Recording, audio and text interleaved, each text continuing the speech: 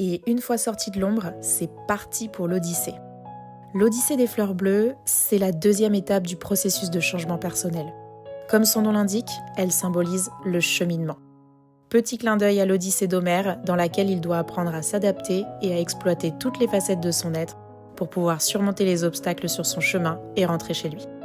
Il y a très peu de couleurs sur le corps de cette femme et sur son visage, parce que le bleu, ça doit être la couleur dominante.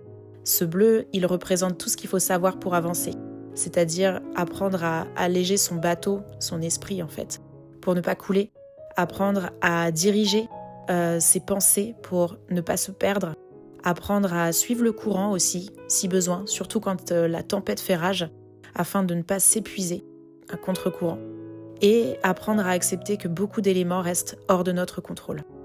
D'ailleurs, le bleu ici, il se dissémine au-dessus de son esprit et il prend une forme un peu de chapeau de capitaine, parce qu'elle va reprendre les rênes de ce qu'elle peut contrôler, c'est-à-dire son esprit, ses pensées, qui elle est. Le bleu ici, c'est l'eau, la fluidité, le courant et le cycle infini de la vie. C'est ce que représente toute cette collection. Et après l'Odyssée sortira l'éclat des fleurs bleues. Vous pouvez liker ou commenter si vous voulez voir la suite. C'est pour bientôt.